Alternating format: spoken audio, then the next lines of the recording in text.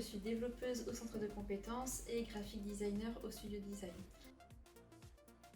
C'est une aide à apporter au personnel soignant agricole pour les aider à optimiser leur travail.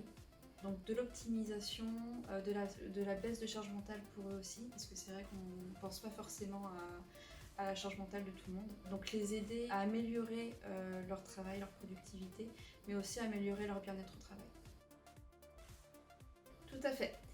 J'en ai parlé avec une ostéopathe, donc c'est une ostéopathe qui agit surtout sur le domaine équin et bovin. Donc c'était une amie qui était avec moi à la fac de biologie de Rennes 1. Donc on a fait un bout de cursus ensemble à la faculté. Et elle-même, elle en a parlé du coup des éleveurs bovins, elle en a parlé à 2 vétérinaires, une dentiste et d'autres amis ostéopathes qui étaient très intéressés par le projet parce qu'il y avait justement ce genre de fonctionnalité qu'ils recherchaient, qu'ils ne trouvaient pas sur le marché.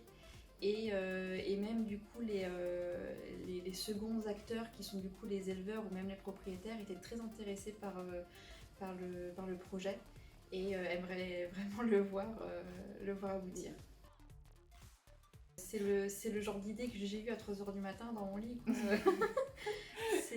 En fait, ça a vraiment quelque chose de tout bête, mais c'est en regardant des vidéos de gens qui faisaient du parage sur des vaches. Je me suis dit, j'ai envie d'aider ces gens-là en fait. Je pense que c'était le fait d'élaguer certaines idées.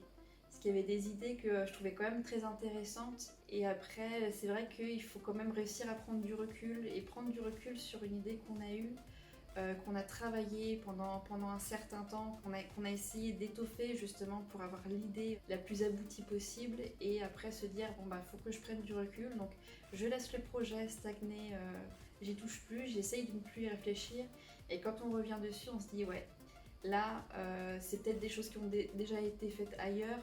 Donc on va les mettre de côté, on va vraiment s'intéresser sur les fonctionnalités qui n'ont jamais été faites, donc les idées innovantes, vraiment.